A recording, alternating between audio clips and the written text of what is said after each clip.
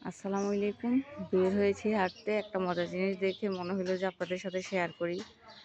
মানে খুবই সুন্দর একটা জিনিস। দেখেন, আমি হাঁটতে বের হয়েছি, দেখেছি পাখিটা ঘুমাচ্ছে। আমি তাকে ডিস্টার্ব করতে চাচ্ছি না, বুঝতেছি না দেখা যাচ্ছে কিনা, একটু উপরে তো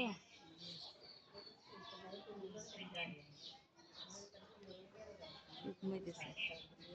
টুনটুনি পাখি।